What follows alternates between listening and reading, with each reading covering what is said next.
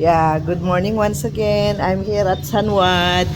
I met a Rolando Andres. batchmate of Batch 72. class 72. Yes. Here he is now. I'll show you. Yan, yan. Hi classmate, how are you, my batchmate? Yes, I'm here in San Juan also. They call me Game Brown before. And then, Then, how I wish ko na. I wish someday somehow I can go to our reunion. Then with other activities also.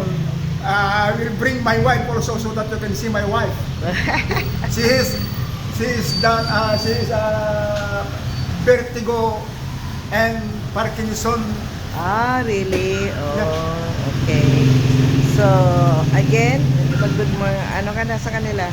Again, my batchmate, ¿cómo estás? Nako, Espanyol pala kayo. to. Como sa estas hamos comer. Ano ba yun? Vamos comer. Yeah. In hotel Sige. Renz. Hotel what? What's the name of the hotel? Vamos a comer. Vamos a comer.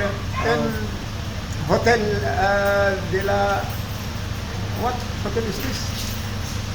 Any hotel or even in Chowking because masarap ang pagkain sa Chowking. I miss you all. Come on. I miss you all, batchmate. How I wish I could How be. about you, my friend Nelson? Salbahe ka.